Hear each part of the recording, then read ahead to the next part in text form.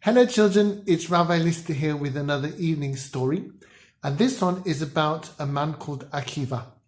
Now Akiva was a shepherd. He looked after the sheep of a man called Ben Kalba Savua. Ben Kalba Savua was a very rich man, and he had a very beautiful daughter called Rachel, which is like Rachel in English.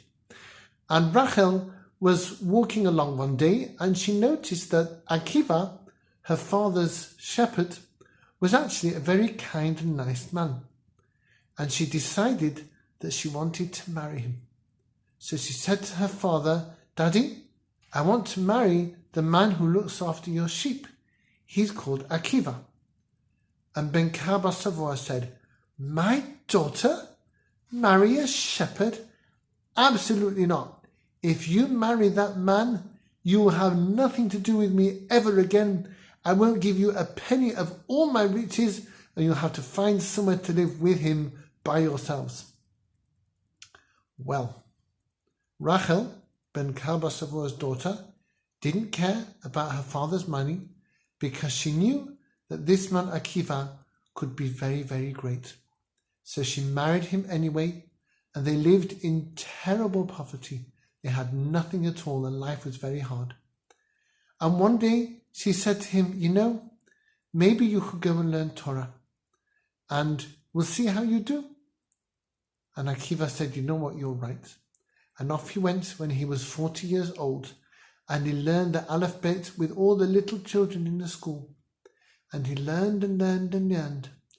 And after 12 years, he'd become a great Torah scholar. He knew loads of Torah. And he came back home to visit his wife, Rachel, for the first time in 12 years. And do you know, behind him, he was followed by 12,000 pupils. All the people who liked to stay with him the whole time so they could hear the Torah that he taught. And he was coming home at the head of this enormous crowd of people. And he turned into his driveway where his little house was. And as he had his hand on the door handle to come in and say hello to his wife for the first time in 12 years away, all that time that he'd been learning Torah, he heard his wife talking to a neighbor. And the neighbor said to his wife, "How long will you live without your husband? Is it so important that he should be away from you so that he can learn Torah?"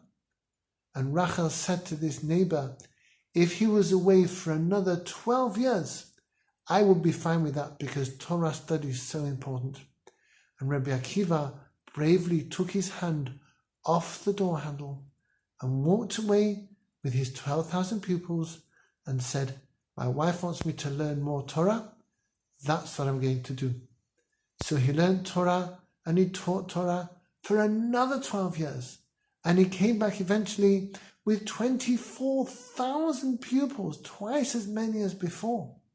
And this time his wife came to see him at the head of this gigantic crowd of people, and she could barely believe the fact that her husband Akiva the shepherd was now Rabbi Akiva, the greatest rabbi of his generation. And she ran up to meet him, and she fell at his feet to kiss his feet to show respect for what a great man he'd become.